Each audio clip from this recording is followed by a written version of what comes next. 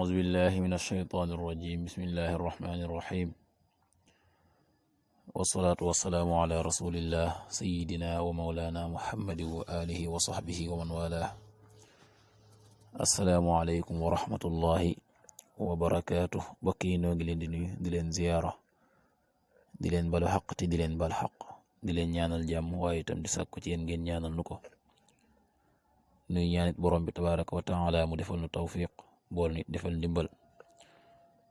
mbokk yi nu di kaat ak yéen ci xadiisu bis bi mu di xadiisul yawm ni ki nu ko baaxoo di ànd ak yéen bis bu jot seen mbokk Cheikh Mbaye Seck di ko ànd ak yéen an abi hurayrata radiyallahu anhu anna rasulallahi sallallahu alayhi wa sallam qaal لا يحل لامرأة أن تصوم وزوجها شاهد إلا بإذنه ولا تأذن في بيته إلا بإذنه متفق عليه وهذا لفظ البخاري أبو هريرة يلنا يل دولكو غرم ون ينتبي صلى الله عليه وسلم نينا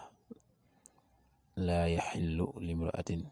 ونيدو دغان تي جيجين أن تصوم تي موي وور وزوجها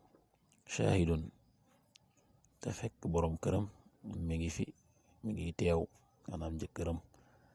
illa bi izni dara ci ndigaram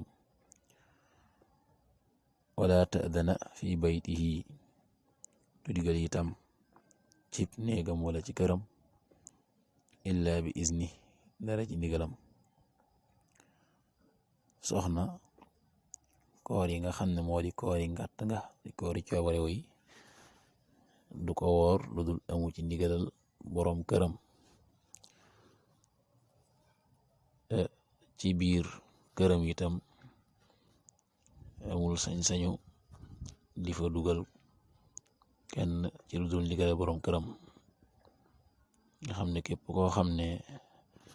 ak nekkam duggam ci këram neexul borom këram rek waa waru ko fay digal mu ko fay dugal waru ko fay digal mu ko fay dugal moom soxna si nga xam ne kon ku mu fay dugal na doon loo xam ne lu ànd ak ndigal borom këram la lu neex borom këram la kon mbokk yi xaddis la boo xam ne lu mat bàyyi xel la ci soxna yi ci koor yi nga xam ne mooy koor yi gàtt gi muy koor yi naafila nga xam ne bokkut ak farata nag ay koor yi gàtt nga yi su fekkee sa borom kër a ngi fi waroo koy woor te amoo ci ndigalam ngir amaana mën na laa soxla te boo fekk nga woor waaye itam di